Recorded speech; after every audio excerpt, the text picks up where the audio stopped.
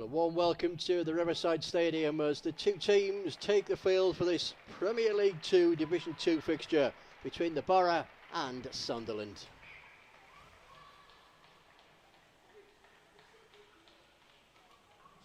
Sun has made its way through in the last few minutes or so in perfect playing conditions here. It's been a damp, overcast morning on Teesside. But now, sun is out. The sprinklers you'll probably catch in either side of the two teams at the moment, putting the finishing touches to an already damp surface, so it should be a pretty slick playing surface for these two sides. Under 23s, maybe, but local bragging rights still are up for grabs here. The Boro against Sunderland. Sunderland struggled this season. They've been bottom of the table for most of it, but they put up a terrific fight up at Eppleton on a very cold, very misty, very foggy night up in South Durham, the back end of November. Boro won that one 3-1, but they had a fight to do so. Boro have only lost 2 of the last 10 in the league. They return to league action this afternoon. The Boro lineup for you: in goal, it's Brad James. Wearing 2 is Jed Spence. 3, and about to toss the coin with the referee and his opposite number from Sunderland, Jack Bainbridge, is Patrick Redding. 4, Nathan Dale. 5, Nathan Wood. 6 is Enes Mahmudovic. 7 is Connor Malley. 8, Belal Brahimi. 9, Mitch Curry. 10, Tyrone O'Neill. 11 is Amadou Silla. The Boro subs are Kane Sykes, Hayden Hackney, Nick Hood, Joe Gibson, and sub-keeper is Sol Bryn. For Sunderland, in goal it's Max Stryjek. Wearing 2 is Donald Love. 3, Jordan Hunter. 4 is Dan Neal. 5, Brandon Taylor. 6, and captain is Jack Bainbridge. 7, Bali Mumba. 8, Jack Connolly. 9, Benji Kimpioka. 10, Jake Hackett, and 11, Lee Connolly. The Sunderland subs: Jacob Young, Max Johnston, Owen Gamble, Kane Evans, and Williams Kukolo. Your match referee is Martin Woods. He's just checking that his linesmen are in place, and they are Scott Taylor and Terry Fletcher. Jamie Cann is the 4th official.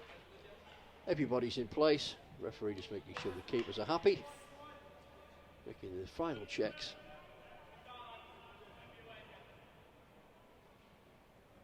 Just be waiting for the clock to tick precisely under 1 o'clock, which it must be, because there's the whistle and we're underway.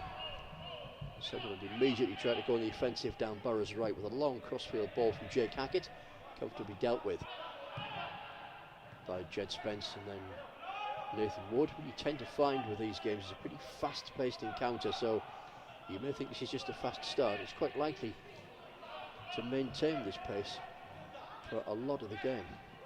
Certainly if previous matches this season are anything to go by. Free kick for a foul on Mitch Curry in the edge of centre circle inside the Sunderland half will give Boro their first chance to put pressure on the visitors' rear guard. They're lining up with a flat 4 across the back, but Boro decide to try and draw them out and will play from the back instead of launching it long. Jed Spence does take the aerial route now, but the header from Tyrone O'Neill is straight out of play. Jordan Hunter goes across in front of the West Stand. Smattering of spectators in the West Stand lower.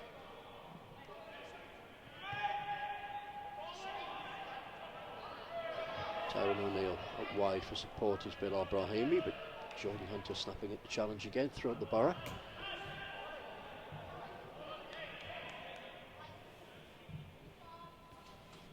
Significantly, the 2 photographers covering this game, they're both on what you would determine Middlesbrough attack, so they're expecting that's where the goals are going to come from. Both photographers covering this fixture in within about 10 yards of each other, and they're depicting the stadium where they're with a good go, so they're expecting goals, and they're expecting them from the Boro.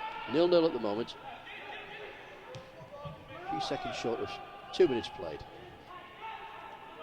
It's turned into quite a mild afternoon, a bit cool, a bit fresh this morning. It's a bit damp and misty.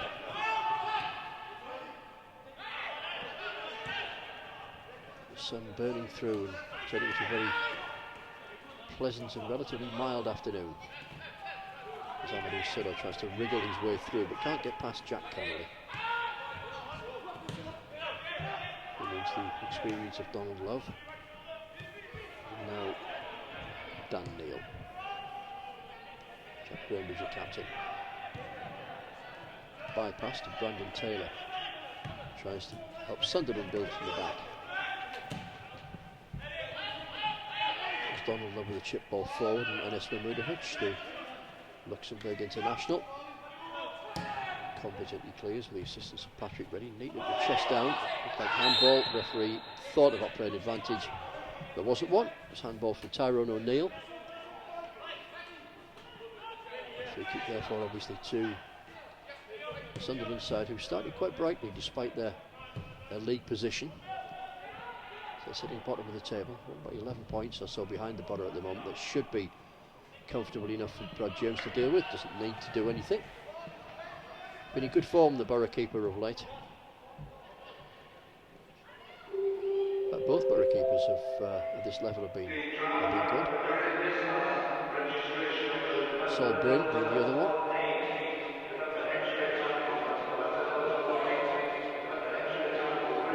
Blessed with some good young talent following through to eventually take the place of Darren Randolph. Hopefully he's around for a few years yet. Best keeper in the championship. Couldn't do an awful lot about what happened yesterday at Swansea. Enough of that. This is the game we're concentrating on here. We don't have any goals yet. 4 minutes played. Game played by and large 10-15 yards either side of the halfway line. Both sides keen enough to get on with it, just can't find a way past well organised defences. It's pretty much the position that we maintain right now. Brandon Taylor, about 10 yards or so inside the Sunderland half, edges towards the halfway line. Don't get too far over it, Sunderland, before they go back in their own territory again. Swing it from right to left, trying to find a way through. Boro well banked in front of them. Back four with three in front. Good work from Bilal Brahimi, picking a pocket on the far side of play that's down on the Boro right, but runs into trouble when Jake Hackett sticks a leg out to prevent progress. Sunderland can bring it away, beginning to building confidence. Sunderland with enough touches on the ball, but Amadou Salah goes for goal from distance. Ball could have fallen. There was a vital interception from Brandon Taylor. Boro appealing for a back pass. It wasn't. It was an interception, and a much needed one, because that could have fallen from Mitch Curry. Very nearly did. Boro's turn to take heart from their passage of play. Mahmudovic just telling Patrick Reddy, the Boro skipper, just to move the ball forward, which he's done. Curry goes off in what looked vain pursuit, but he nips in front of the nearest man and makes a right hash of it. The approach work was good.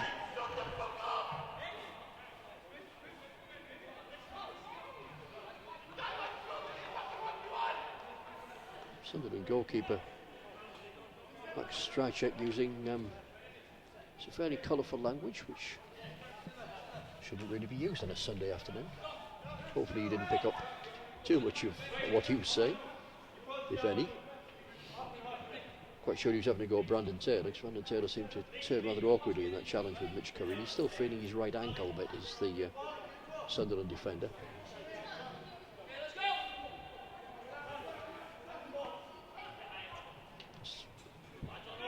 Strychek was having a right go at somebody.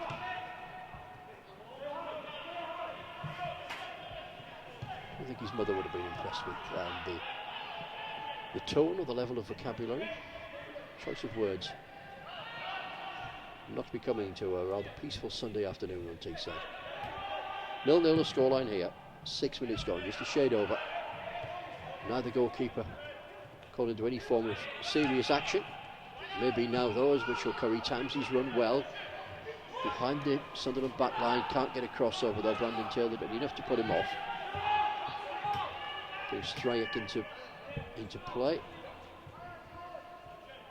Assesses his options as the sun pokes its head through some low cloud and gets even brighter here and even more pleasant.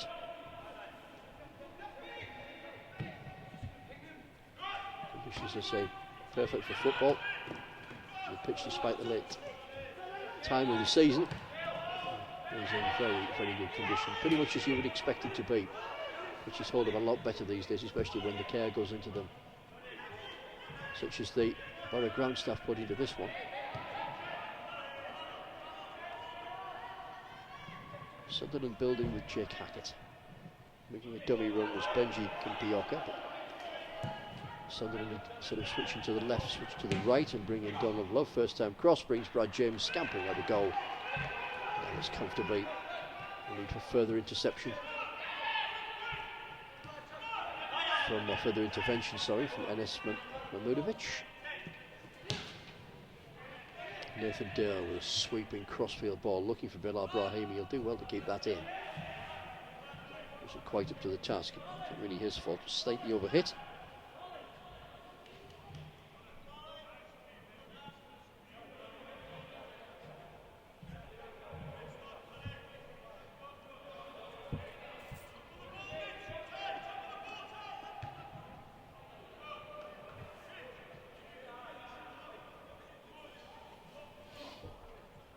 Sunderland just marooned in their own half at the moment, or have them penned back in as they wait for this throw to be taken.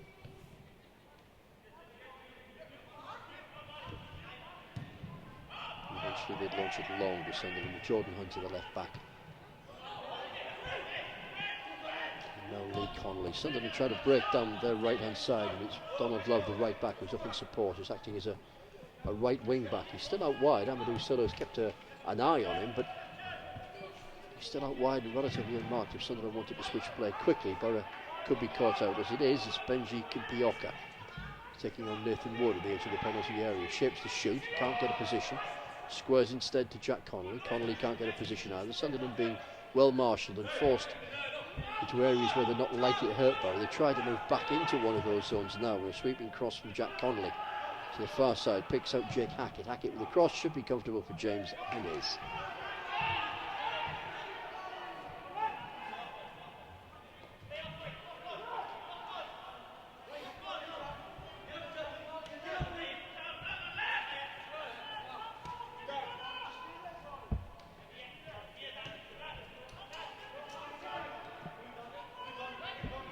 Conor Malley. Well read by Tyrone O'Neill, just read it better than Dan Neal did. Picks up Bilal Brahimi. Brahimi, left-footed cross, thumped clear. The centre of Sunderland's defence by Jack Bainbridge, the skipper. Jed Spence wants to take the throw a bit quicker, but his options are limited. Now Bilal Brahimi, if he turns, he's got a load of space in which to run. He can turn. Boro can attack now, but not like that, because Tyrone O'Neill looks appealingly at the referee. Was never going to get a free kick for that. Looked as if to say, well, I was caught a little bit. The referee just simply said, just get on with it. And Boro do. O'Neill is now just hanging behind Mitchell Curry as Amadou Silla attacks the right hand edge of the Sunderland box, skips away from the challenge of Donald Love, sends over a low cross which isn't good enough to pick out Tyrone O'Neill, but will win Boro a corner. Approaching the 11th minute.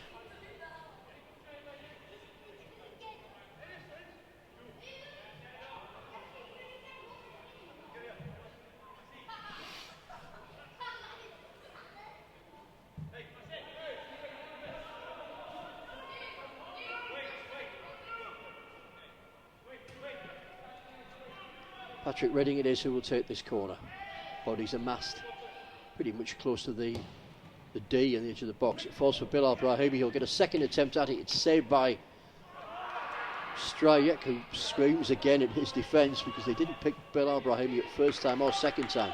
Brahimi's shot first time wasn't good enough. He was fortunate enough to get a second snap at it, and it brought the Sunderland keeper into action, and a scramble clearance brings another corner. Did a similar one. It's a higher one from Patrick Redding, comfortably heading clear from the right hand edge of the 6-yard box, but picked up now by the Boro skipper once more. Again it's left footed. It should be comfortable for the keeper. Caught a little bit there by Nathan Wood, but not enough to put him off, and Strajek wants to get on with it quickly. Launches it long, looking for Kimpioka. He has support in the shape of Lee Connolly, twisting and turning. Has 3 red shirts in front of him. Picks out a black shirt and now picks out Bali Mumba. Jack Connolly setting up Mumba looked as though when he was set up there by Lee Connolly that he might have had to go himself. Save a word to his right for Brad James is certainly not anything that you would expect him to be beaten by. Which Curry tried to turn his man there, didn't get away with it. Sunderland strong in the challenge and bring it away with Jack Bainbridge.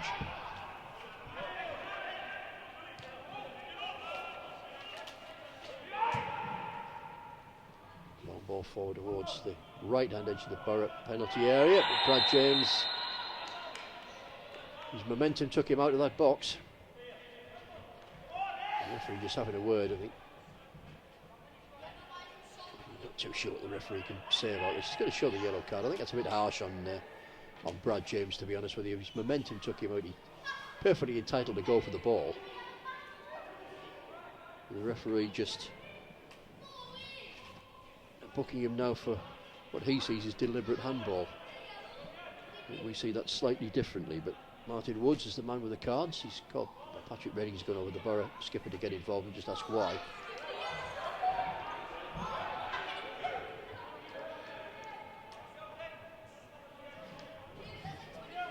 If the assessors are watching,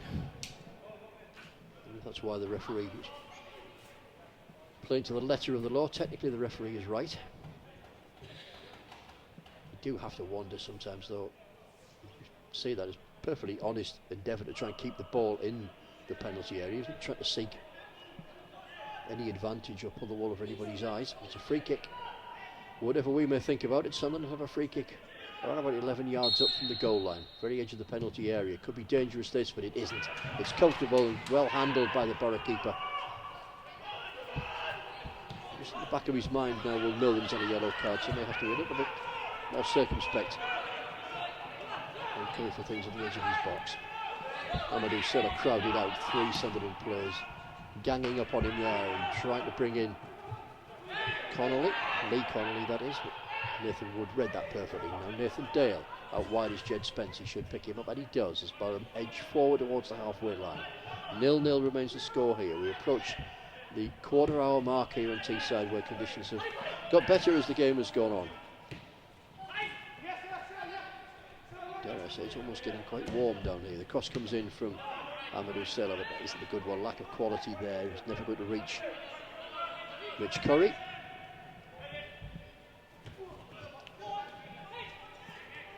Second phase possession well read by Benji Kimpioka, and he still has possession of the ball. There's a shot low, it's always going wide. Right idea, but he read it exactly where Nathan Wood was going to head that ball. Right place to pick it up. Had options away to his left hand side, and his teammate Lee Connolly just having a word with him there and suggesting that he might have used one of those options as opposed to going on his own. But you never really have got strikers for having a shot, can you?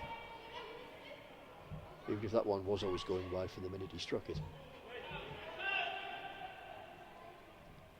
In terms of possession, Sunderland just about edging this one at the moment.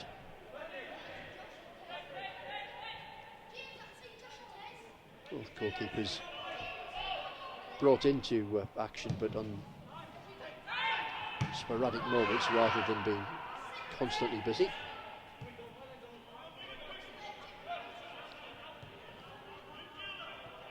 Sun gets a little brighter and there's a little more clarity to the tableau beneath us. Right footed clearance from Brad James, headed down by Tyrone O'Neill and picked up by Nathan Dale. Back towards Tyrone O'Neill again. We had Jake Hackett snapping at his heels and Jed Spence takes over. Skips away from Hackett. Goes too far, however, with the ball, is easily dispossessed. And Sunderland keen to get a move on. They're keen to get back in Boro's half again. They're confidence buoyed by the opening 15 or 16 minutes here. Sunderland maybe bottom of the table, but they haven't done an awful lot wrong here. Their approach play has been pretty sharp. Boro just beginning to take in a little bit of water. They need to get their own game together. 0-0 the scoreline. No shots on target, at least not of any note. Nothing that you would expect either goalkeeper to be beaten by. Time aplenty for that. 17 gone. Open enough game. They usually are with 23s games. Very rarely see a cagey affair at this level. Unfortunate slip from Lee Connolly there. The dummy was a good one from Kimpioka. Brad James can clear. Go the heads. Tyrone O'Neill flicks on, but again, second phase is well read by Sunderland. Jack Bainbridge this time. Bilal Brahimi. Linesman says play on, didn't see anything wrong with that challenge. I think he read that one correctly. Low cross comes in, sweeps it to Mitch Curry. Caught in 2 minds, I think, Mitch Curry there. Didn't know whether to try and take it. I think he was trying to take it on the turn himself, inadvertently nearly set up Tyrone O'Neill. Either way, it didn't work. Sunderland bring it away again. 18 gone, 0-0 score, and Donald Love in possession for the visitors.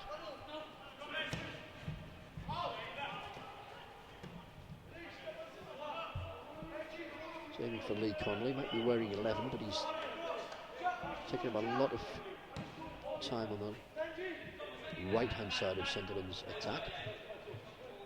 Lively little figure.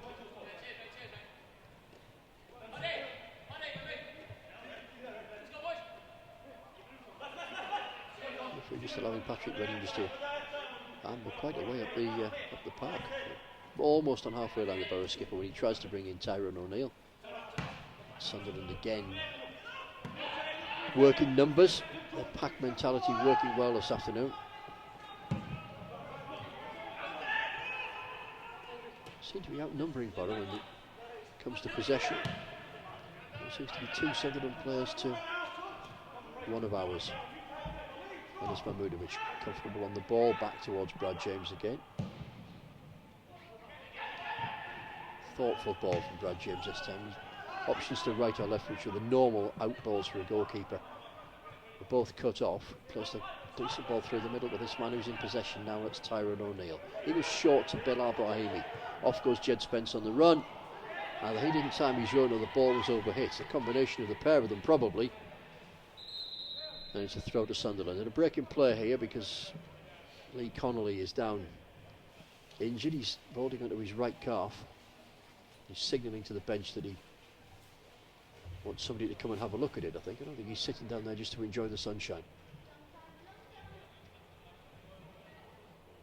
There's an indication of how much warmer it is now than it was even half an hour or so ago here in Middlesbrough. It's the impromptu drinks break which both sides are having now. You wouldn't have thought that was going to be likely around about 10 o'clock this morning. Days get continually better.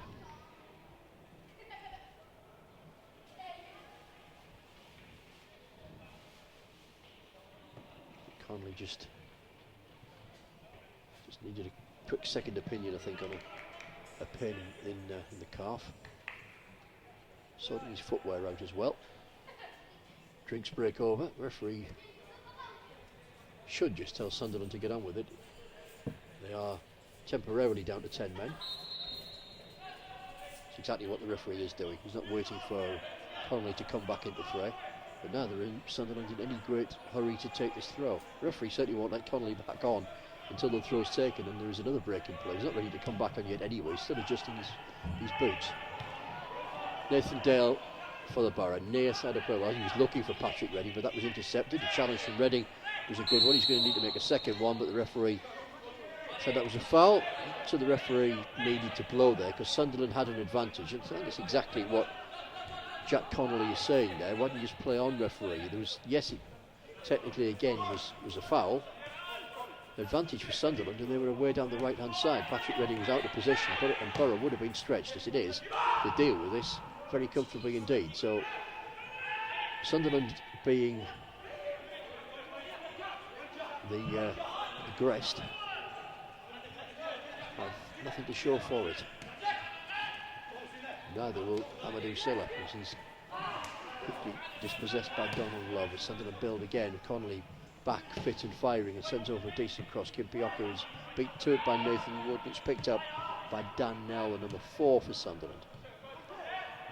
From the edge of the box, they're forced back to the centre circle, but they retain possession and they're building up a little bit of a head of steam here as Sunderland. They're getting plenty of possession, and that should bring James into play because it's a pretty Poor cross and overhit one from Connolly. Now Conor Malley can try and redress the balance here, try and get Boro to see more of the ball, and when they've got it, to use it better than they are, or use it better than they have been so far. Jed Spence out wide, Bilal Brahimi coming short for it. Mitch Curry's on the edge of the penalty area. He now peels away as Bilal Brahimi does the same. Shapes to shoot, shot takes a deflection, loops up and makes it easy for a cushioned header to clear Sunderland's lines, but it's a bit of a hurried clearance. Boro can pick it back up, and everybody with the exception of Kimpioka is inside the Sunderland half, although he's now joined by Bali Mamba. They're the only two Sunderland players, now joined by a third by Lee Connolly. As Boro delay their delivery, inviting Sunderland to draw out. Offside, Jed Spence. Never really comfortable with players being caught offside. When you're that wide, you're looking right across the line. You can see whether you're offside or not. It's facing the direction of the defenders. It's where the ball was coming from. It's Sunderland who will allow their goalkeeper, as they push everybody further upfield. Well, Sunderland goalkeeper will take this match. Max Strajek, right-footed, right down the middle, hangs up nicely for Enis Mahmudovic under pressure, but always going to win that particular battle. Amadou Silla up wide to Patrick Redding. Ball back in field to Silla again. But need to work their way out of trouble here, because Sunderland were pressing rather high, but Conor Malley plays the ball out wide. Better time run this time from Jed Spence. A little bit of space for him to run into. The cross isn't a good one. Clutched comfortably by Strajek, who clears in the hope that Sunderland can get a quick break. They can't. They concede possession under pressure from Patrick Redding. Not sure what Connolly was appealing for there. There was a slight coming together, but nothing. It was going to bring a free kick. It brought a throw to Boro, which has been taken quickly. Boro tried to inject a little bit of pace into a bit more pace into their game now, and out wide by Nathan Dale to Jed Spence. Down the touchline, unmarked and clear, and in space is Bilal Brahimi. Options away inside the penalty area. He sets it back towards Nathan Dale, thinks about the shot, does have a shot, far too close to the man in front of him. The opposite number 4, Dan Nell. Or Dan Neal. His alter persona isn't playing this afternoon. Patrick Redding, near side.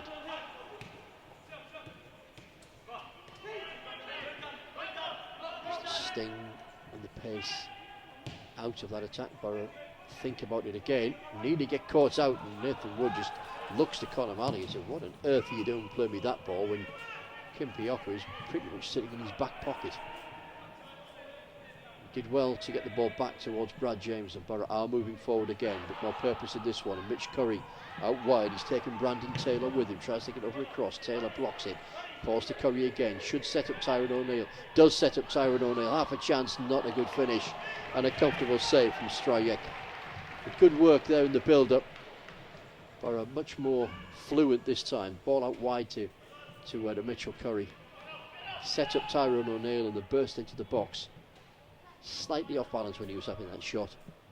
Made it slightly easier therefore for Strajek, who's taking his time to assess his options. The players group 15 to 20 yards either side of the halfway line. Up go the heads. It should be the head of Nathan Wood that gets first contact, and it is. But Sunderland pick up possession, as they so often have done from Boro's clearances. It's a Sunderland shirt that is usually first to the ball. Caught sleeping there was Dan Neal by Tyrone O'Neill.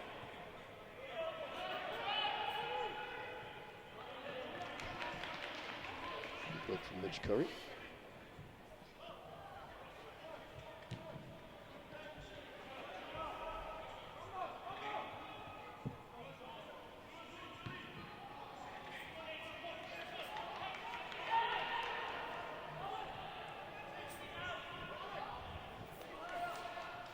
Jed Spence.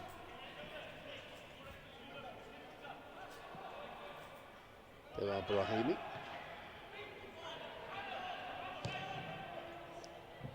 Mitch Curry beating the offside trap. He's drawn the keeper towards him, and the shot just goes wide.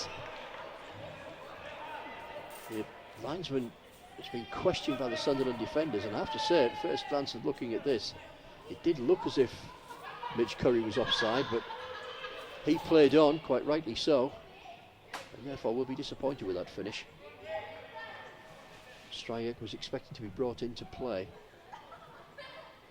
Mitch Curry tried to get the ball around. You could see what he was trying to do.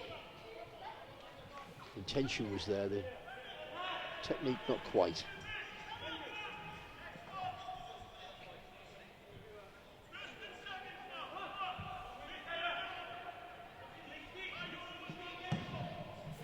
.27 into a goalless first half. Sun just disappears behind a couple of clouds again as a gentle mist descends over the Riverside once more. It's not a perfectly pleasant afternoon, we just haven't had any goals to make it even better. 0-0.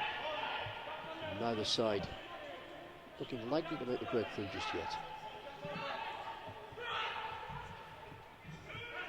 A very good afternoon to Scott Stevenson, who I understand is listening to us this afternoon.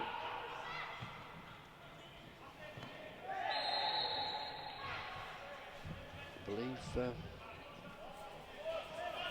Scott has delayed his departure to the local club this afternoon, so he can watch a little bit of his favourite team in action. I'm going to tell you which one that is. Jed Spence, Nathan Wood, Bilal Brahimi,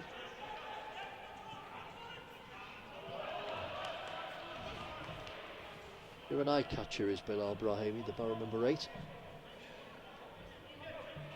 Not just because of an eye-catching hairstyle that he has, but he's a flair player, likes to attack, likes to get on the ball, likes to turn defenders and race at pace.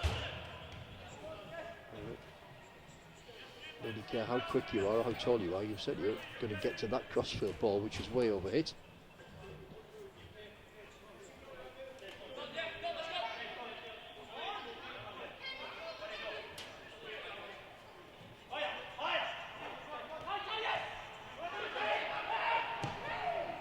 Long ball forward in the general direction of Brahimi, who we were talking about. A very smart work from the Sunderland keeper Stryjek. Gathered and cleared in pretty much the same movement. Good interception from Jed Spence. Stryjek back into play again. Needs to clear quickly. That's effective and nice to watch when it works, but I'm not sure that the Sunderland coach will be particularly pleased with his keeper. If that goes wrong, there is no line of defence behind him.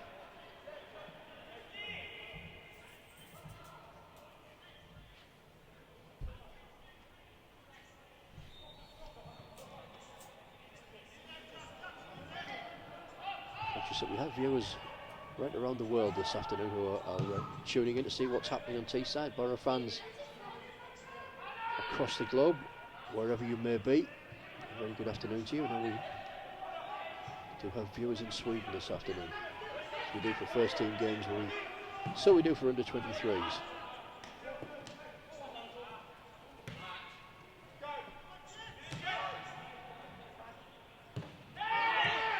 If you know your Swedish geography, then I believe Karlstad is the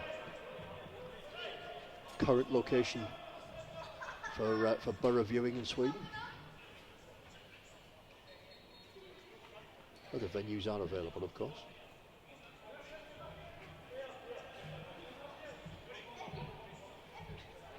I never quite remember whether Karlstad is to the west or to the south of Stockholm, but it's within a couple of hours of it anyway, if that helps, which it probably doesn't. We're just waiting for this free kick to be taken because it's taking an inordinate amount of time. It does come in now, headed clear. Nathan Dale, picked up by Conor Malley. Out wide is Bilal Brahimi. First touch isn't a good one. It makes life difficult as he tries to progress. Lee Connolly needs no second invitation to snap into the challenge. Game just meandering a little at the moment. Neither side yet to put respective goalkeepers under any concerted pressure or bring them into anything other than relatively routine action. 0-0 therefore, the score with 32 played. Just happen to be tuning in wherever you are, welcome to you. If you happen to be down at Swansea with the rest of us, Dave, our cameraman, was certainly down there, so if the pitches start to drop off this afternoon, it probably means he's gone to sleep. It was a late return from Swansea yesterday. If you happen to be down there and you're watching this afternoon, well, thank you for your time yesterday. Thank you for your continued support. Can't bring you a goal yet. Not here anyway, not yet.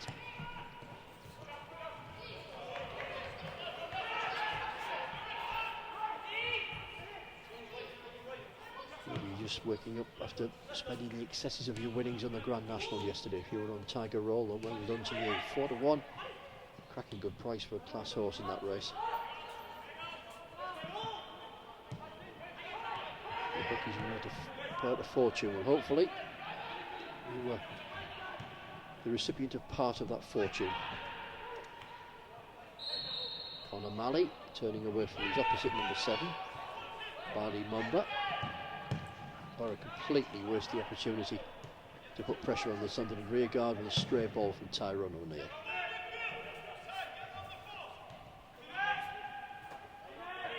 Patrick Redding. Referee plays advantage and gets it right this time. And Bilal Brahimi has switched from right to left, but the cross isn't a good one. And it's been pretty much the case so far for both sides. The quality delivery into the box is not one likely to put opposition defences under any form of pressure. And Sunderland now have advanced quickly into the Boro territory and won themselves a free kick with a foul from a most displeased Benji Kimpioka. He's having a word with Jed Spence. The two of them exchanging views, I think, on what just happened.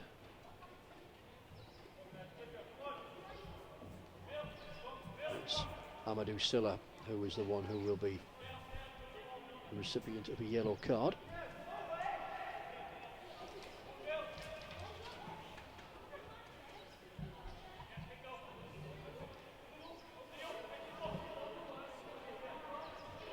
Jed Spence just trying to calm Kimpioka down. Free kick well over a two-man Boro wall and well headed clear by Nathan Wood.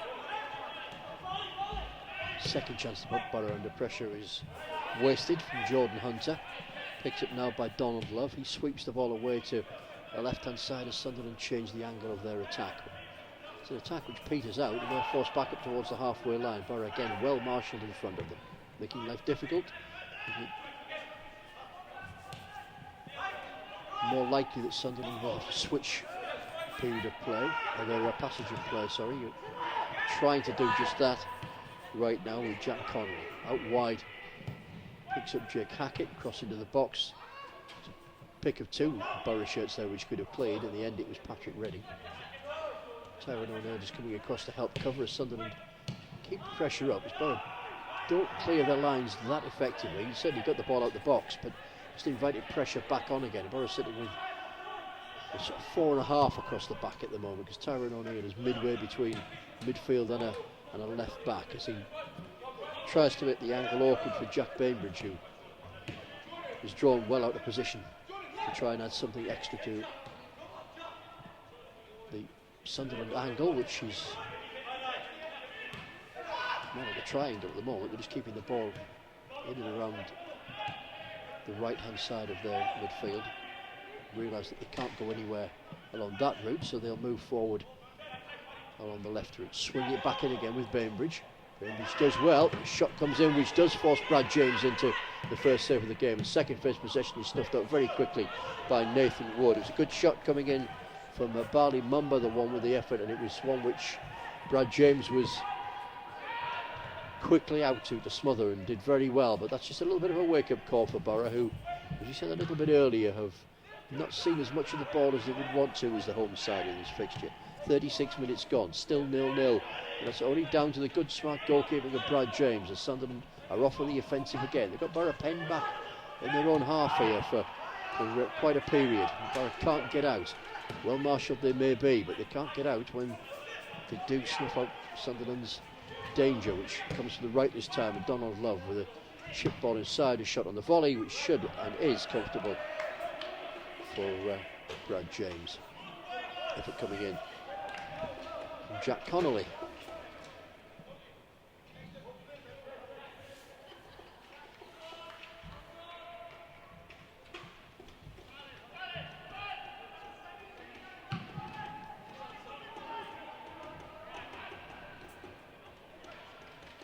Tyrone O'Neill, good footwork.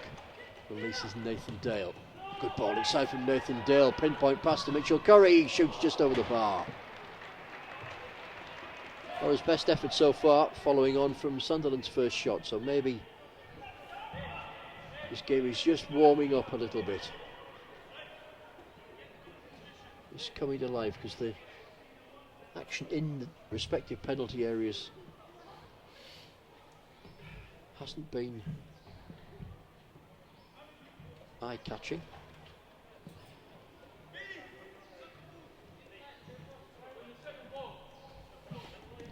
Goal kick to Sunderland.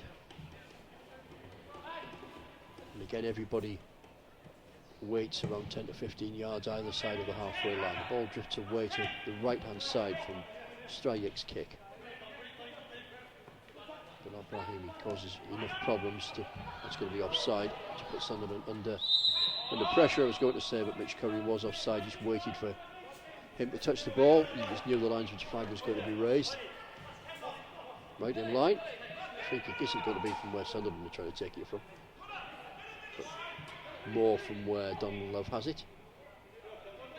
Again, it's still about 3 or 4 yards further upfield. The linesman doesn't seem too concerned. He scampers away up towards the halfway line.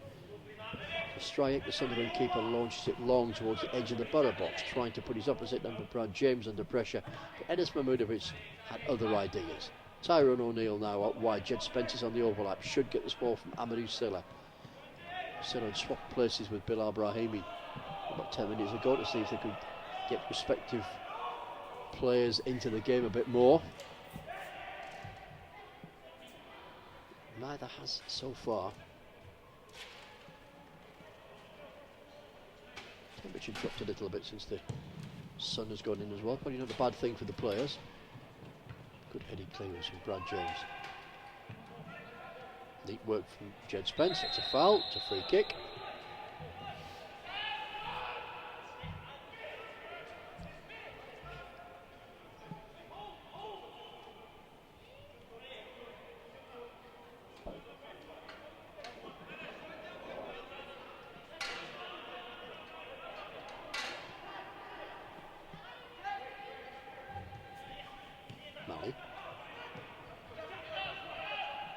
Wood and now James.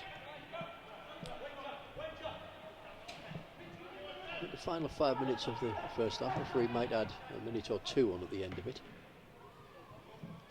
And Connolly needed a little bit of attention. There was a coming together there, which will bring another yellow card, which always adds time on in the referee's notebook. It's the third booking of the half. First one to Sunderland.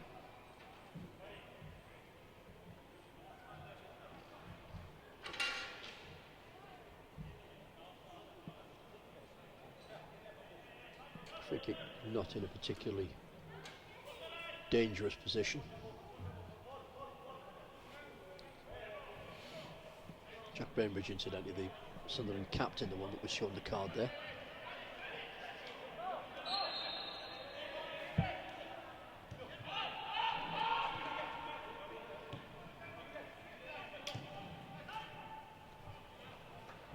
Mitch Curry out wide, options in the middle. Bilal Brahimi arriving late at the back post, tried to pull the ball back for Tyrone O'Neill. Amadou Sylla was in there as well. The delivery wasn't a good one from Mitch Curry, and Boro have numbers up and might well be stretched at the back as a result. As Sunderland break quickly, which they can't because Jed Spence is in there preventing any further movement.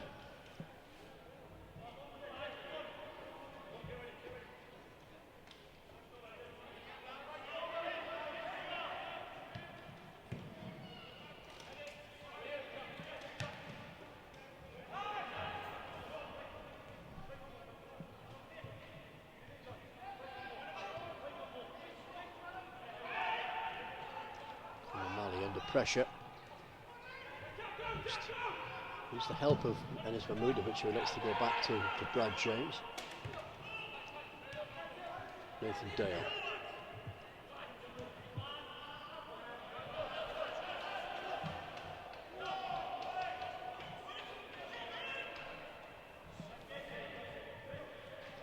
Three minutes to half time, or there's 33 minutes of normal time remaining. So we do suspect that there will be a couple of minutes at least. You would have thought about it on time. We've had 3 bookings, 1 injury, so I'm guessing when the 4th official, Jamie Can, raises his board, it will have at least a bright orange number 2 on it, which we see on the back of Donald Love now as he sweeps the ball into the Boro penalty area looking for Lee Connolly, but only found Nathan Wood, and Boro can break. And they nick one before the break. Bilal Brahimi being forced out wide, the options therefore away to his right hand side. Works his way into the Sunderland penalty area but never looked comfortable. As Brandon Taylor stuck with him, Sunderland can clear and a launch ball up onto the chest of Kibioka. First touch is a good one, second touch isn't too shabby either. Brings in Barley Mamba, and Sunderland neatly play from one side of the field to the other and draw Boro slightly out of position. Jed Spence back in where he should be now, the right hand side of Boro's defence, and a darting little run from Lee Connolly. Wasn't picked out by Taylor, picked up now by Donald Love.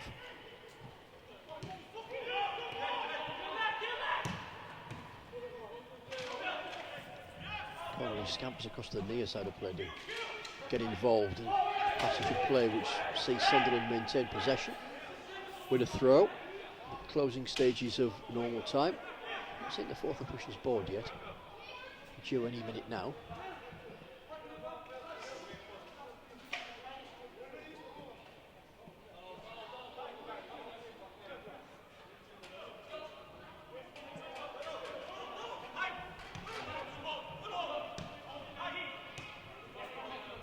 Good work from Conor Malley back helping his defence out there. Probably a lone follow up front there was Mitchell Curry, but did ever so well to hold up the ball and bring Tyrone O'Neill into play. The sweeping, curling pass now picks out Amadou Silla, left hand edge of the Sunderland penalty area, as Jordan Hunter for company. Hunter holds him up. Silla skips to the right, tries to get over a cross of sorts, but not one which is good enough. Sunderland can almost walk it away as the sun comes back out again. Kibioka darting towards the edge of Boro's penalty area, has red shirts aplenty in front of him, but goes out wide towards Lee Connolly. I mean, you could tell from the moment that he released that shot that it was going to go wide. You could see the intention. The idea was right, execution wasn't. Here's the 4th official's board. He says 1 minute. Okay, it's not orange, it's green.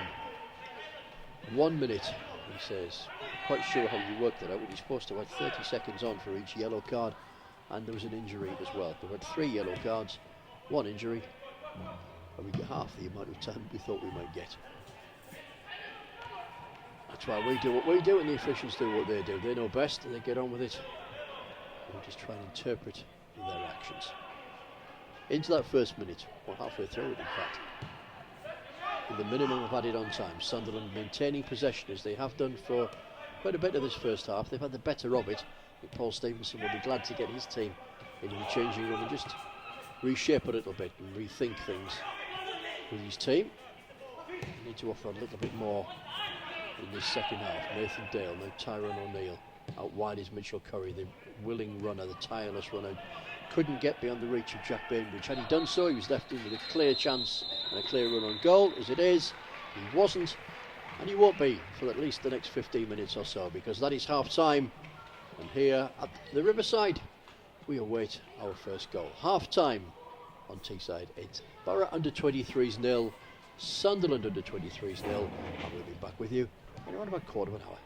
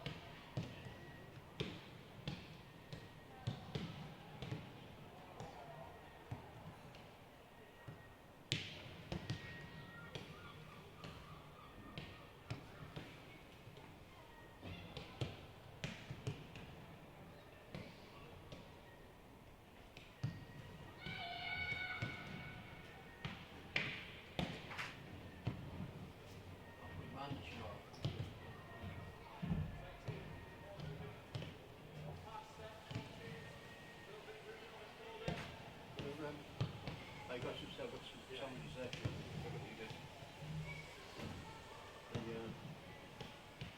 You'll appreciate it. Jamie, the lad that was Mr. Norris here for the he's in Venice at the moment. They said it's a beer shop there.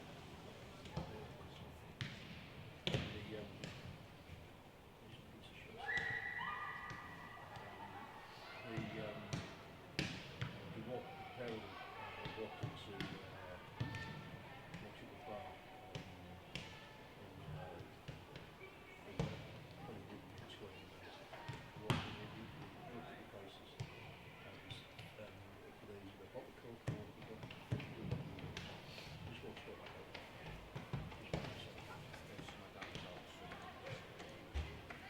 that's what they're doing.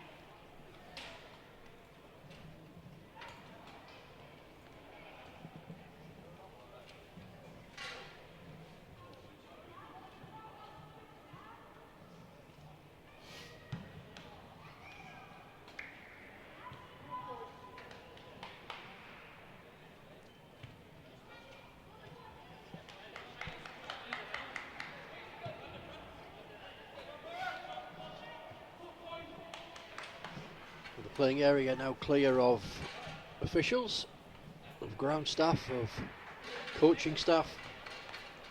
Just left with the same 22 players who started this game.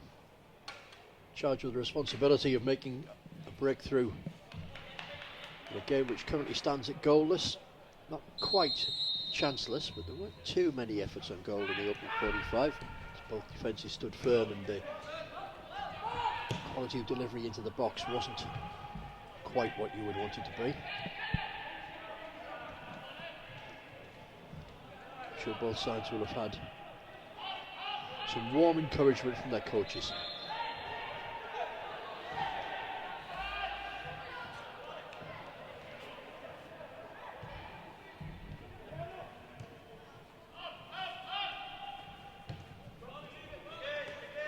Nathan Wood, Jet Spence, back to Nathan Wood again.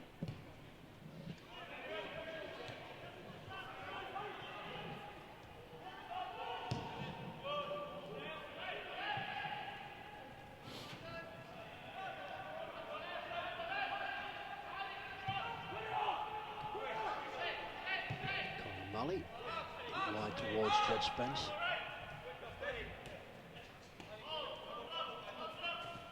Seller. Tried to thread the eye of a needle there, but it was using the wrong size cotton. Never going to get that through. Sunderland do mass ranks very quickly when they're in danger. There seem to be more Sunderland players around the ball and closing down. There was a red shirt trying to work on the offensive. Good work from Conor Malley, though, skips him away from Benji Kimpioka. Nathan Dale out wide from Tyrone O'Neill is Patrick Redding. Inside to Bilal Brahimi. Might get a second chance at this, but isn't quite quick enough to get a second chance at it. Dan Neal clears comfortably enough to Sunderland tidy their lines and try to put Boro under pressure. It's Kimpioka being shadowed by Enes Mahmudovic.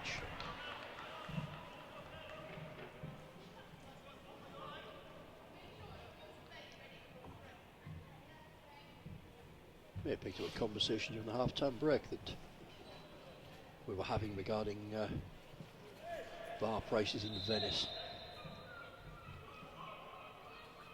Apologies if you heard anything to do with beer on a Sunday afternoon. Not the thing to be done, should have a small glass of water.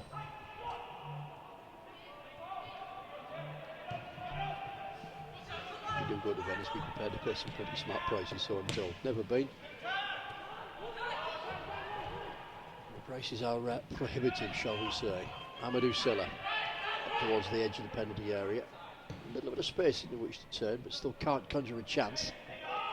Bilal Brahimi will chase down the loose ball. Swings over a first-time cross, and clutching it out of the air comfortably is Max Strajek.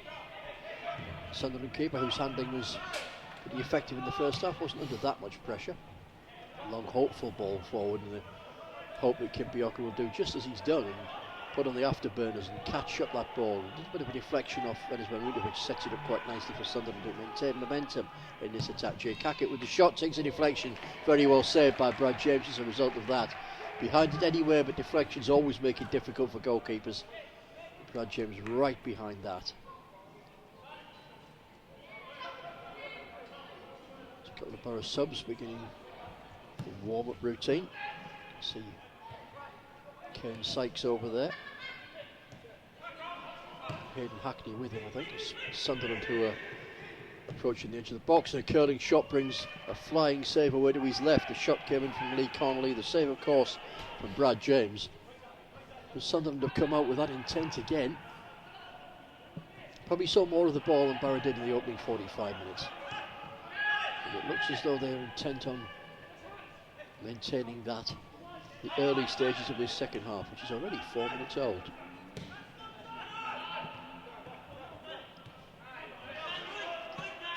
Jack Bainbridge.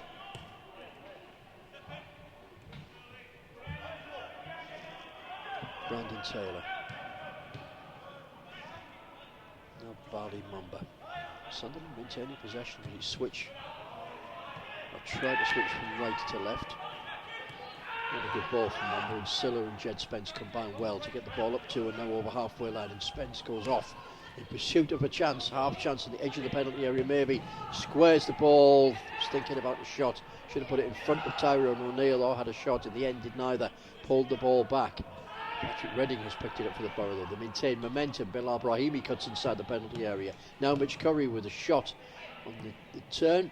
He's charged down, but Patrick Redding with the volley. That's going to go wide.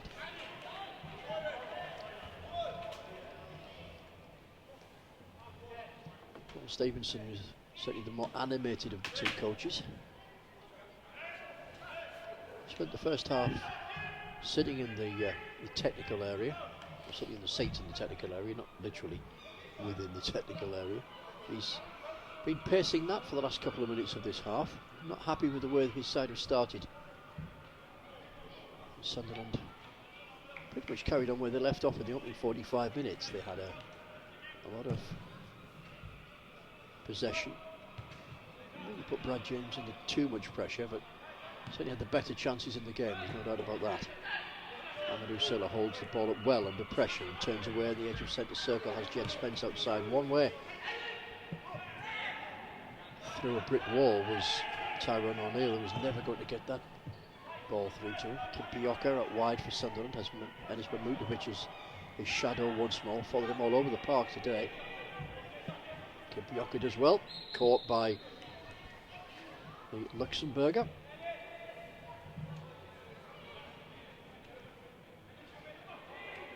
Sunderland want to take the free kick quickly to signal of their intent. They want to get on with this game pretty quickly.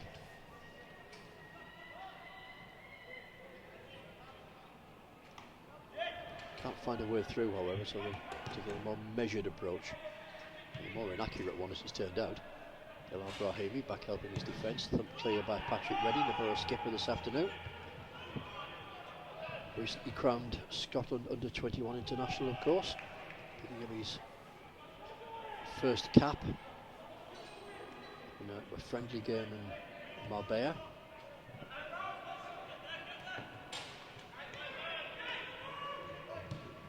His defence under pressure here. It's Redding that's trying to close down Kimpioka, who shapes to shoot, does so, just wide. Not sure Boro looking across the lines, but as if to say was offside in play there. I don't think there was, and the linesman certainly didn't indicate that there was. But all the good work in the second half has come from the visitors so far. Boro need to dig in, ride this out, and then impose themselves on this game. They are 11 points clear of Sunderland in the league table. Sunderland are bottom after a difficult campaign for them.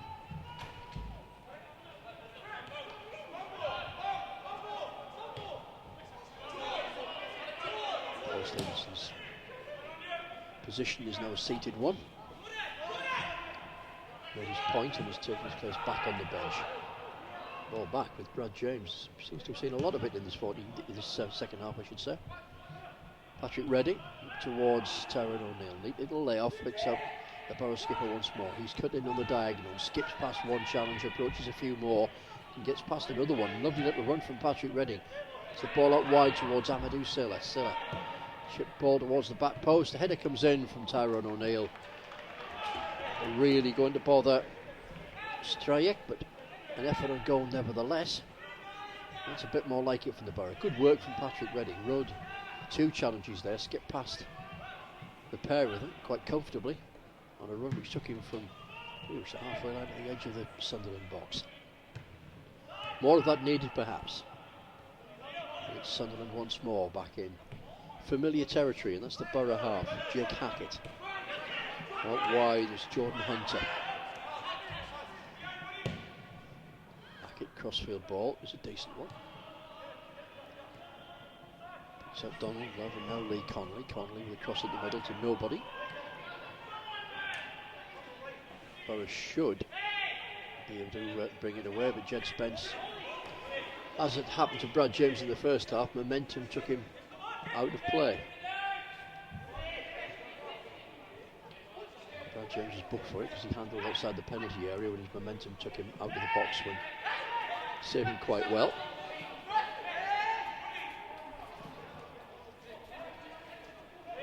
Jed Spence has simply slid on a fairly damp surface. Most of it should have dried out, although the sprinklers were out in the half-time period again.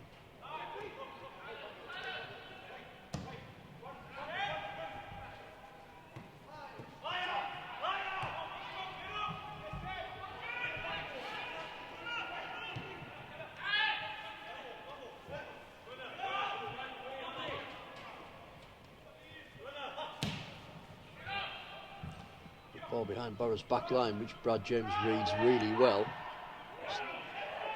A brief moment, just wonder whether Lee Connolly was going to get the run on Boro's back line. He got in behind Nathan Wood, but Brad James read it, as he's done most things in the last few games or so. Read the play really well. Shot stopping has been good. Improved throughout the season as the young keeper. Might need to do so again here as Sunderland continue to press. Don Glove out wide. Cross comes into the box from Connolly. Lee Connolly, that is. Overhit. The throw to Boro will be deep inside their own half, however. They still are struggling to find a way out of it. 11 minutes gone of this second 45. Still we await the first goal. Flurry of chances for Sunderland at the early exchanges in this half. One chance for the Boro. They're trying to fashion another one now, and it's Conor Malley who'll try and bring it away with an errant ball, but wins it well in a thunderously good challenge on the halfway line. Amadou Sylla, good control, skips him away from Jordan Hunter into the box. Chances there for a pull back to Bilal Brahimi. Went for the short option to Mitchell Curry instead, was easily defended. Picks up a second chance now and brings it to play Jed Spence, who in turn finds Conor Malley. Malley just turns away from Bali Mumba. Brings Enes Mahmudovic into play as he swings it away at the left hand side to Patrick Redding, who went for the first time touch. He thought Bilal Brahimi might have been a bit quicker than that, misplaced his pass, and Brahimi wasn't quick enough to get onto it anyway. But Conor Malley with the ball now, and he overhits as he tries to find Amadou Sylla. And there's going to be a change. It's going to be a change for Sunderland. It's Jack Connolly who is coming off.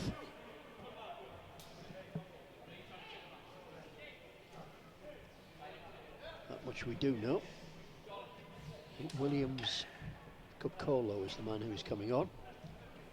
I just saw that was a 16 on the fourth officials board.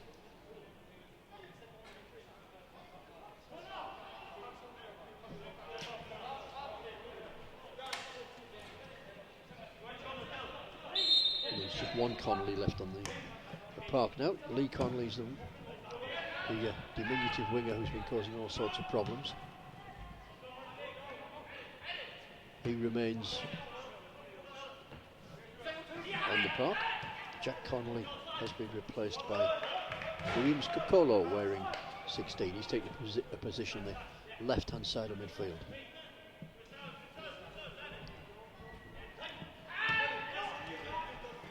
No changes to the Boro side yet. Jed Spence loses his way.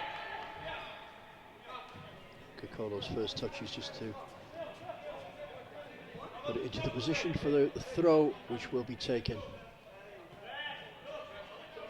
eventually by Jordan Hunter. Nathan Wood with a header. Good header. Good work from Nathan Dale in a central midfield area. He watches at the moment as Jed Spence is eased off the ball by Williams Cupcolo. The referee having none of it as the appeals went in from Jed Spence. Cupcolo simply rolled it. A little flash work from Bilal Brahimi there. Brahimi doesn't work out and he has to scamper back and does enough to put off the man who picked his pocket just a couple of seconds ago, Donald Love. 0-0 remains the score, however. 0-0 is not the outcome that either side would particularly want. Sunderland maybe slightly happier with it, but goals, whichever standard of football you're watching, and both sides will want them here. And Amadou Sylla is set sail and trying to get the ball through to Mitch Curry, but can't get it past the first man with his cross. Colo. Shouted by Conor Malley. Back towards Jack Bainbridge, and Nathan Dale picks it up for the Boro, who seem to have pressed forward by a couple of yards in the last couple of minutes or so, and they've played more football in the Sunderland half than they have done throughout this half so far in the last couple of minutes. But the visitors once more back on the offensive. Out wide it's Lee Connolly. Connolly taking on Patrick Redding as he approaches the box. He shoots, and that forces a spectacular save from Brad James, who then tells Jed Spence to deal with it. Jed Spence curiously left that one go out for a corner, even though he knew his keeper had touched it. I'm not quite sure what Jed Spence is saying to the referee. He was just having a word with him about something. Spence has let that ball go out for a corner. Smart save from James. The effort from Lee Connolly was destined for the top corner. Corner comes in, headed clear. It's a second corner in quick succession. Jake Hackett will take this one as he took the previous. Didn't look to have too much of the ball in the quadrant when he took the last one. Let's see if it's any different this time round. Certainly looks as if it is. He's going to change the angle of this one. Likely to be an outswinger as Jack Bainbridge goes towards the back post, but ball doesn't reach him. Final touch on the ball came from Benji Kimpioka, however. Sunderland elected to come back before launching themselves forward again.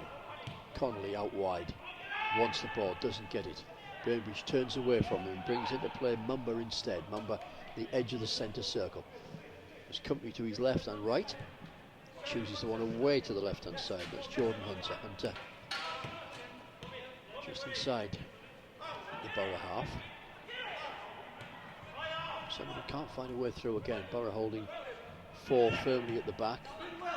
Four well marshalled in midfield, and he's making it difficult for Sunderland to get through. They're forced all the way back.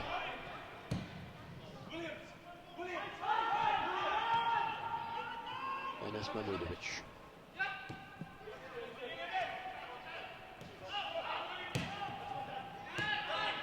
Distribution is poor there from Nathan Wood, and it's picked up by Jake Hackett. Hackett threads the ball out wide and gets a little bit of the run of the ball, does Lee Connolly.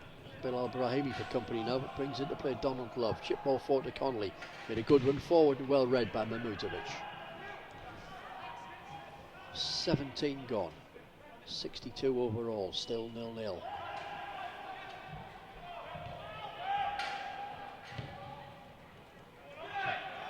Pretty careless ball from Donald Love. I think he was intending to pick out his goalkeeper, but that's who got it onto it. Picked up now by Jordan Hunter. Hunter to Hackett, sweeping out wide, changing the angle of attack once more. Connolly impeded there by Patrick Redding. Referee says play on, 50-50. And they do pick it up, and Nathan Dale has it and curls the ball on the back of the referee, and Nathan Dale approaches halfway line now when he gets the return pass. Brings into play Conor Malley. Jed Spencer, send me away down the right. Instead, Conor Malley tries to go through the left and finds Dan Neal in a Sunderland shirt instead, and Boro now under pressure. They committed men forward, they now have to commit them back again fairly sharply. Connolly on the edge of the penalty area.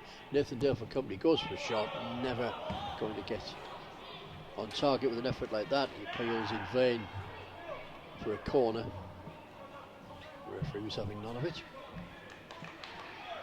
Again, we look to the Boro bench and we see Paul Stevenson, much the more animated of the two. He's in deep conversation with Bilal Brahimi. He's a fairly frustrated figure at the moment as the Boro coach.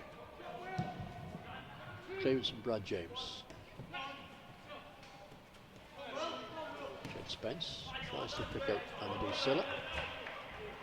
Sliding clearance came from Jordan Hunter. Although quickly scampers away from his position to try and keep Boro's forward momentum going here and playing his part in it. Conor Malley. A couple of Boro substitutes have been ready for action by the look of it. Play continues at the moment with Boro in possession and Enes Mahmudovic. Sun's disappeared again. A little bit of mist almost. Sea fret in places. It's descending. Sort of afternoon, changeable conditions, but no change in the scoreline. Doesn't really look as if there may be in this second half so far. Sunderland with the better chances, no doubt about that, but Brad James once more in imperious form. 0-0. 25 minutes remaining in this second half. Return from Kimpioka. Wood do well to keep up with him here. Kimpioka's options away to his right hand side and uses one of them, and that's Connolly. Run off the ball is made by Donald Love, shadowed by Bilal Brahimi. It's Love that has the ball, comes back for support, picks out Dan Neil. Neil with a deep ball inside the penalty area, headed clear by Jed Spence. Amadou Silla won't get that, well, he shouldn't have got it. He nearly did second time and didn't get it then either. Williams Kakolo with the cross into the penalty area. Ball bounced awkwardly, well dealt with by Patrick Redding. Poor distribution from Bilal Brahimi. Sets up Neil, and out wide he picks up Connolly. Connolly, a little live wire, constant outlet. Shapes to shoot again, but threads the ball through inside. Sunderland trying to fashion a chance there for Barley Mumba, but Boro read it well. Cleared up towards and over the halfway line. It was picked up by Brandon Taylor. Neat turn there by Dan Neil. Neil just ran into brick wall in the shape of Conor Malley, a central midfield position, but Mumba it is for Sunderland, who maintain possession and maintain momentum. It's like Joe Gibson, the Boro sub, being ready for action on the far side. He's the first one ready anyway. Another Boro sub, possibly Hayden Hackney behind him, is in the throes of readying himself. Conor Malley out wide will look for support, tries to pick out Amadou Silla, can't find him. We're going to see the first change here, I think we are.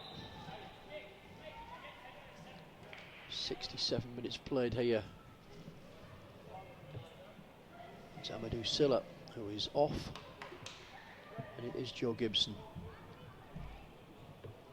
who is replacing him. 67 minutes played. That first Boro sub.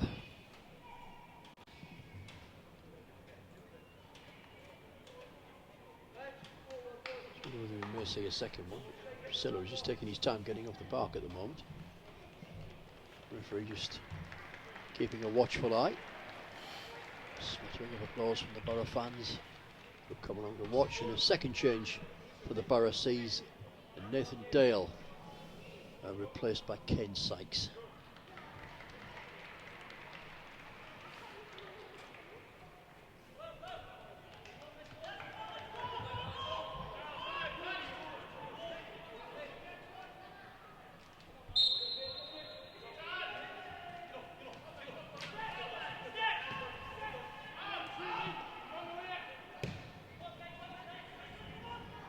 See what difference this makes to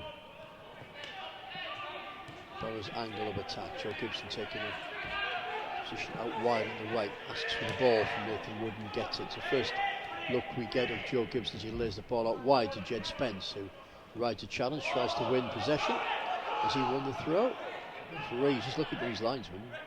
Linesman eventually flags it to Boro throw. It's not going to be taken from where Jed Spence is trying to take it from, but still a couple of yards away from where the ball went out. When he does take it, looks for support. Hasn't found any so far. Making a good run is Kane Sykes. Sykes into Gibson. The two substitutes combining well, but then Gibson is quickly crowded out by Dan Neil as Sunderland break up towards the halfway line. The layoff from Kimpioka wasn't a good one. It's intercepted by Enis Mahmudovic. He shoots from fully 40 yards and is a yard or two off target. But that shot from Enis Mahmudovic was laced with frustration. Just got the ball, he thought, not going to go any further forward, no further options on here, have some of this. You don't blame him for having a go. Good work there from the young lady balls person who takes the applause of her colleagues on the far side of the stand. It was quite a throw for a young girl about 8 rows back in the lower reaches of the north stand.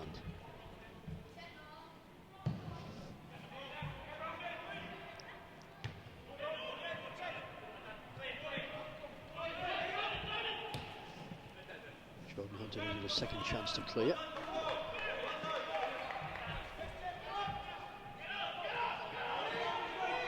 Boro have got a bit more momentum in this attack in the last few minutes or so.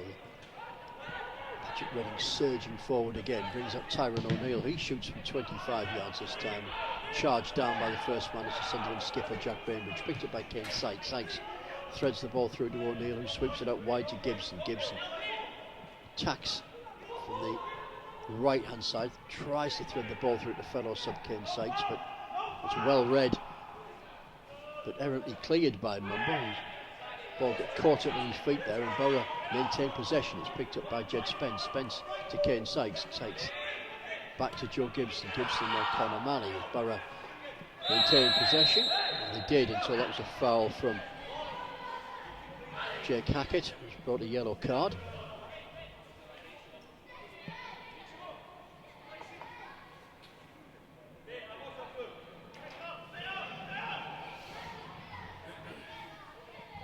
Fourth yellow of the afternoon, 2 aside. Sunderland ready to make another change here. It looks as though it is Hackett who is coming off. He's going to be replaced by Owen Gamble.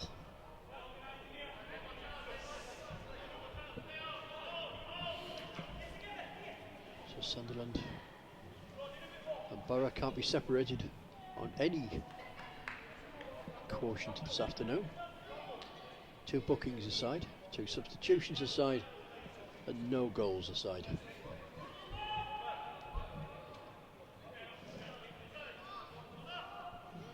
That's the right way to put it in English. Free kick isn't likely to trouble the scorers. It's comfortable for the goalkeeper. Donald Love overruns the ball. As Boro to keep up the momentum, and Conor Malley out wide was looking for Tyrone O'Neill, was caught there by Dan Neil. Maybe just as well there was a foul there, because it looked as though Boro had run out of options and O'Neill wasn't going to be able to do too much with it. Brahimi takes a short free kick, and Patrick Redding floats it into the box, and out comes the keeper up his line again. Stryep quickly clears. That's a very good clearance, and he picks out Connolly, Lee Connolly, on the far side of play. Jed Spence trying to shield him, and nobody was up there supporting, and Kimpioka was well off the pace and trying to keep up with Connolly there, and Boro can clear it a bit more comfortably than should have been the case. Joe Gibson, just over the halfway line, dribbling off the ball from Mitch Curry, holds the ball up well, was caught by Bainbridge. Referee waits for the linesman's flag, sees it raised, gives the free kick. It's taken from Curry, it is now with Malley. Kane Sykes wants it, and the far side is Patrick Redding. Redding back to Mamutovic. Sunderland with 4 across the back and 1 just in front, making it difficult for Boro again to find space. Ball from Nathan Wood. Thumped clear.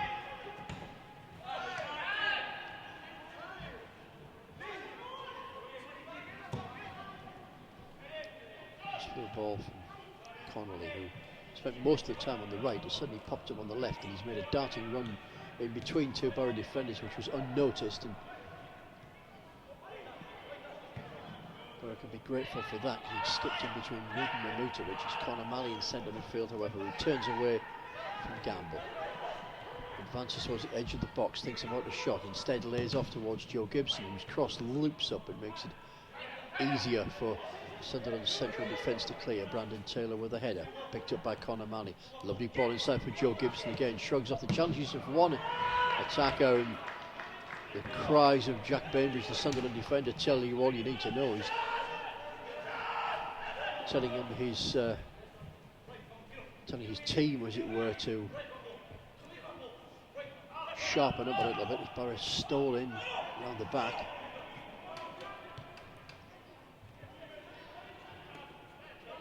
Patrick Redding inside towards Tyrone O'Neill.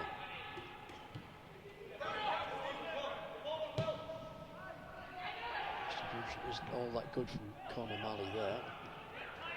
Helped out by Patrick Redding, and now Bilal Brahimi twists away from one challenge. Referee plays the advantage as Brahimi approaches the edge of the box. The referee Played well there, played one advantage, saw there was a second advantage, played that as well, and when the second advantage didn't accrue, pulled the play back for a free kick on the edge of the box. Good work from the referee. Called that one right.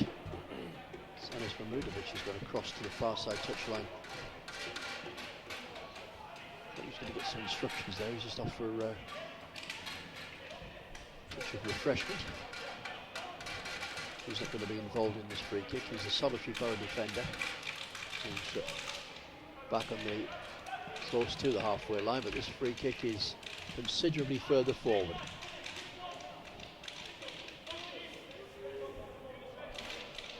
Five Boro players in the box, two either in or just on the edge of the D. Everybody awaits Patrick Redding's delivery. It's low, it's easily cleared by Donald Love. Picked up by Mahmudovic, that solitary defender back at the edge of the centre circle. Loop ball forward. Nathan Wood was just ambling his way out, was offside, couldn't be brought back into play, but Bilal Brahimi certainly can. He skips away from one challenge, and that was from Dan Neil. Picks up Patrick Redding, far side, two in front of him, still gets over across, half cleared. Ball wouldn't sit there for Tyrone O'Neill. The referee says it's a foul inside the penalty area, but it's a foul by a Boro player, and it's a free kick to Sunderland. 76 minutes gone. In the final quarter of an hour of this one, still we await the first goal. 0-0 the scoreline.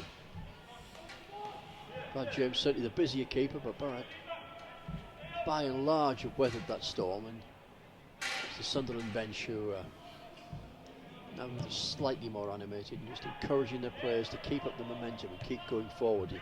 They have done for a fair bit of this game, to be fair to them. So too the Boro when they've had chance. Keeper comes out of his area. Referee hasn't spotted the linesman's flag, which is indicating offside. He has now. He probably could have allowed play to continue there because the clearance had picked out Benji Kimpioka. It will be Sunderland's set piece.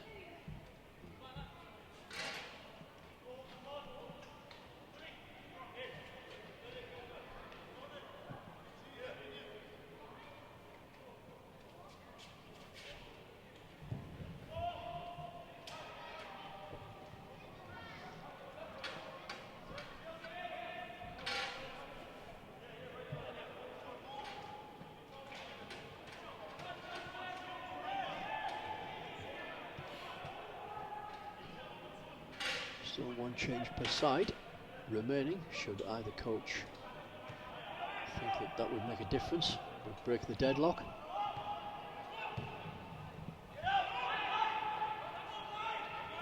They try to move forward quickly, try to squeeze possession.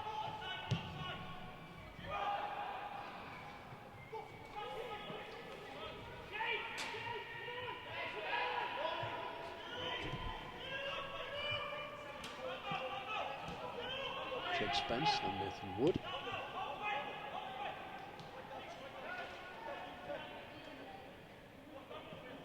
Had a big season this for Nathan Wood. This time last year was studying for his exams, his school labours exams. On the same day as, pretty much the same day as the results came through, he was appearing for the first team. Friendly over at Rochdale. With his debut here, of course, becoming the youngest ever Boro player to play for the first team in a Carabao Cup tie. That'll bring the fifth booking of the game. It's Donald Love, the recipient of it.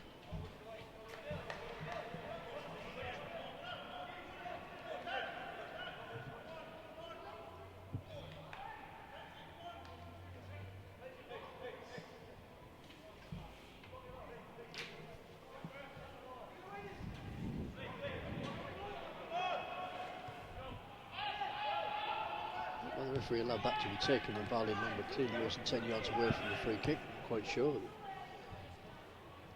Ken Sykes decided to come back and change the perspective angle of Boro's attack, and from a free kick which is close to the halfway line, Boro find themselves back in their own penalty area. Anis Mahmudovic has Mumba closing down the angles for him. Needs to go back to Brad James and does just that. Options somewhat limited up front for him. Low threaded ball through to Tyrone O'Neill. Now Conor Malley skips away. Owen Gamble. Nathan Wood has Kimpioka for company. Touches on his right knee after that challenge, but he's perfectly okay to continue. It'll be a throw to Sunderland, however.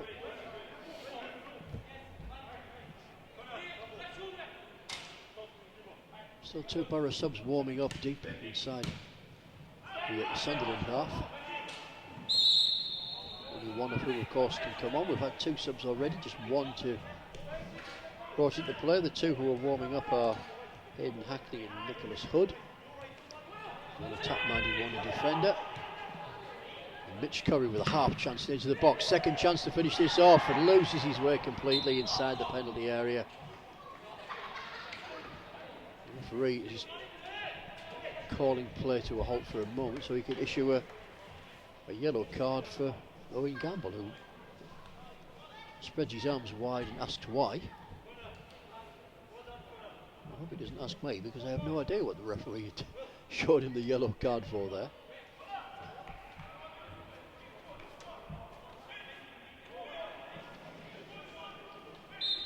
The yellow card it was, certainly the game wasn't held up as a result of whatever the infringement was.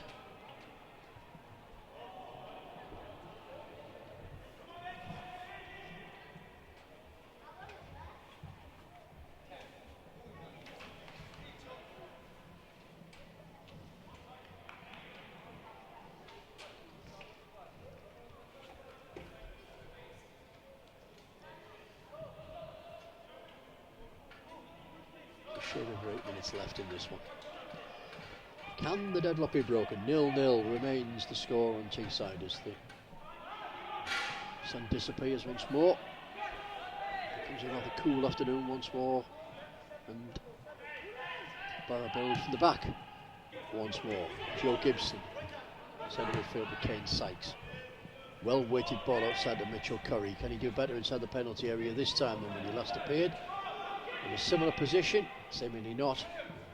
Making good runs is Mitch Curry, just can't get the ball to run for him. Good chance just a couple of minutes ago where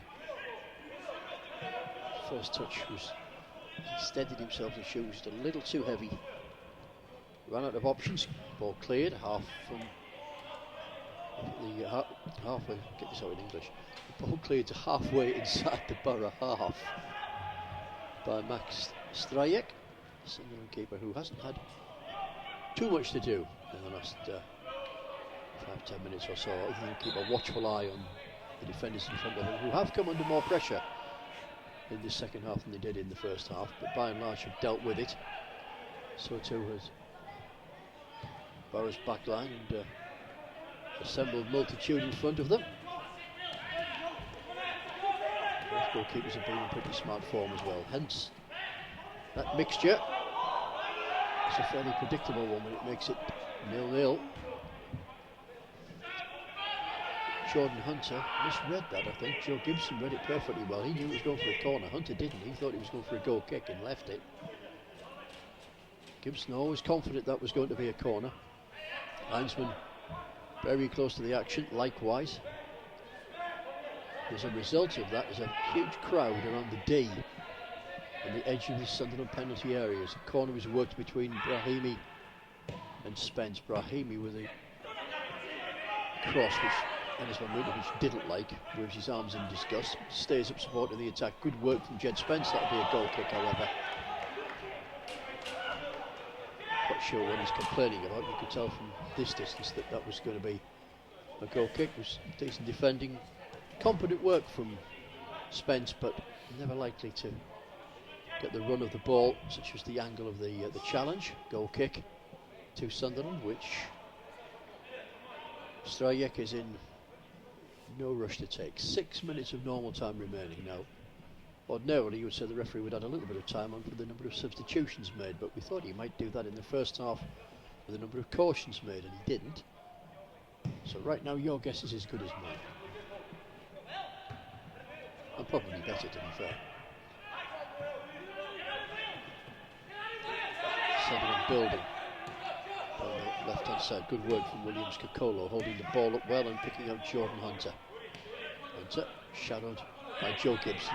Skips away from him, and Gibson sticks to his task.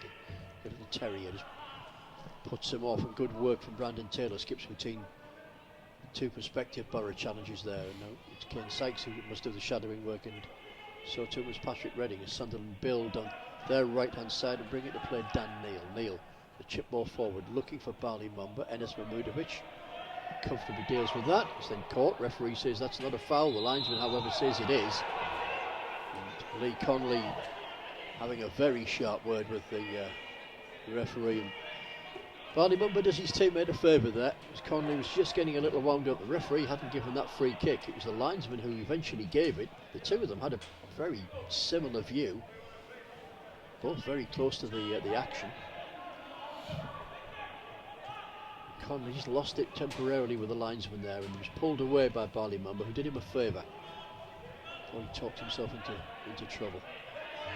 Conor Malley threads the ball through to Tyrone O'Neill. First time layoff brings in Nathan Wood, who has to edge to his right to get possession and pick out Jed Spence. Spence skips away from Williams Kokola. Conor Malley now. They'll try to nick one right at the end here. We're going to have 4 minutes, just a shade over of normal time. A bit of work for the ball boy to do here, because that ball has disappeared right in the back row of the lower tier, and I think it's probably gone downstairs. He's looking for it. I don't think he'll be able to find it. I don't think he can actually see it, and I think they're going to have to get a replacement ball from the bench, because I don't think the poor ball boy realised. I think that's actually bounced downstairs, and he's now probably rolling in the concourse.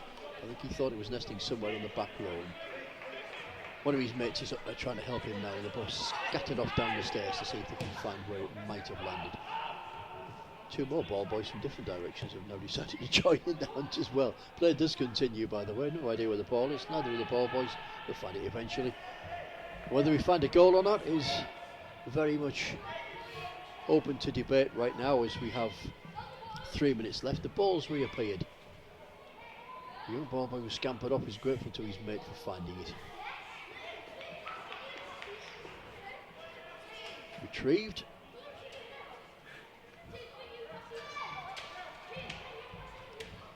They're on an impromptu game on the concourse while they wait for the throw to be taken on the far side of play. And yeah, we know two ball boys having their own private game of football in the concourse.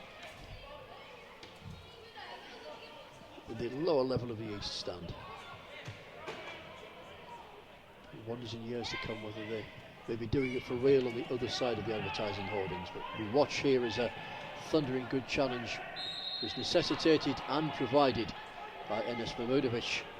Otherwise, Benji Kimpioko was in with a chance of getting inside of the Boro box and causing damage. But Boro put themselves into a little bit of a tangle there with the free kick that they were taking. Nathan Wood has the ball now. A lot more space than Boro found themselves when they had that free kick. Jed Spence. Back to Nathan Wood and Kane Sykes coming deep for possession. So too is Conor Malley. He's drawn Dan Neal out of position. Boro still can't get the ball forward, and Paul Stevenson is imploring his team to move forward quickly, but they go back again before they can spring forward. Kane Sykes at the edge of the centre circle. Good crossfield ball, well weighted, good position. Patrick Redding, a shot comes in, a half chance, and the Boro goal, will be ruled out. The ball in the back of the net. It looked as though that might have been the breakthrough that they've been waiting for, but offside was the call from the linesman. Very quick, to be fair to him, with the flag. They get the ball in the back of the net for the first time this afternoon, but it's not going to count. And to be fair to the Boro players, there's no argument on that one. I think they knew fine well that offside call was the right one.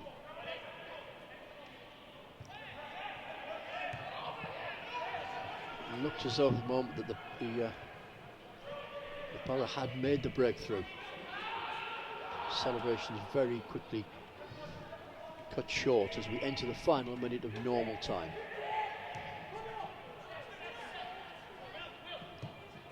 Maybe if the first shot had gone in, that might well have counted. But as soon as second first came into play, offside flag almost inevitable. Jed Spence on the edge of the penalty area slips. I say gets over a cross, but I'm not quite sure whether that was a cross or whether it was a speculative effort for goal.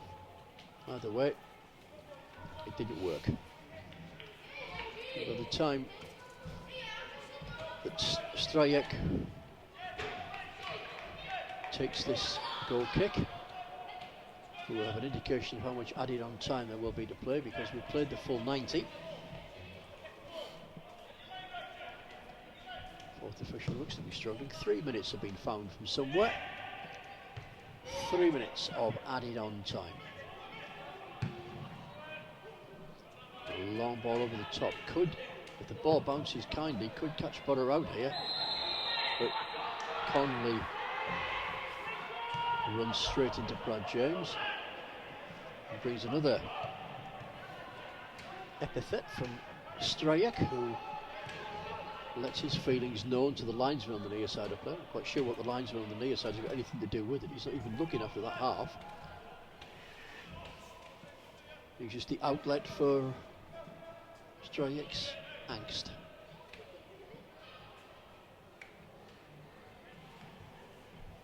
Any frustration around this afternoon. Not just for Strajek, but on the Boro bench in the last 10 minutes or so, Paul Stevens becoming an animated figure.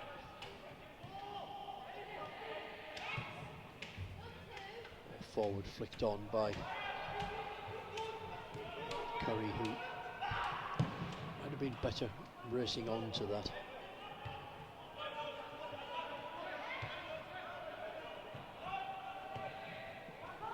A bit of head tennis going on.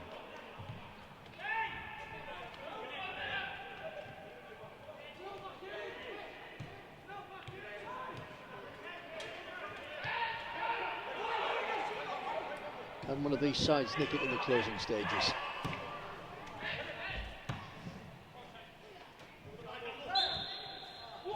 Approaching the final minute of added on time, and the minimum of anyway. At 47 in his half, referee said a minimum of 48. Good work from Enes Mahmudovic. Just shields Kimpioka away from any danger. Brad James was thinking about taking a quick free kick. That idea didn't quite work out. A quick goal kick, I beg your pardon.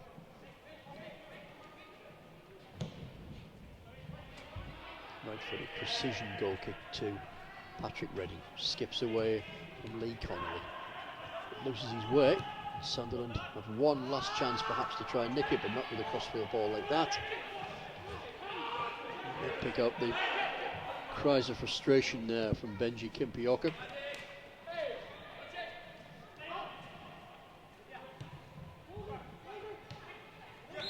Free kick.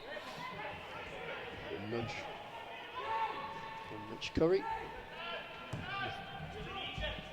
The minimum of 3 minutes has been played. We're into unknown territory now. It's up to the referee. I suspect that when this ball goes out to play, there might not be too much more to add to this game, and indeed the ball does not need to go out of play anymore. The referee calls a halt to proceedings, and it's stalemate at the Riverside. Honours even in the under-23 local derby between the Boro and Sunderland. Both goalkeepers in good form. Brad James, the busier of the two in terms of direct chances. The defences and midfield, for that matter, very much on top. Nullified what the strikers wanted to do. Both sides look frustrated as they leave the field of play. Boro are next in action on Friday evening when they make the long trip down to East Anglia and they take on Norwich City at Carrow Road. They're back in action on Good Friday. First team playing here against Stoke City. It's a 3 o'clock kickoff.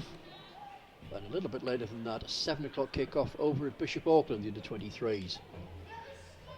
At Quirk of Fate are also taking on Stoke City. But the teams are drifting away to the dressing rooms now, followed by the officials, who won't have an awful lot to write about, save for a handful of bookings per side, but no goals to write about here at the Riverside. Wherever you may be watching, thank you so much for doing so.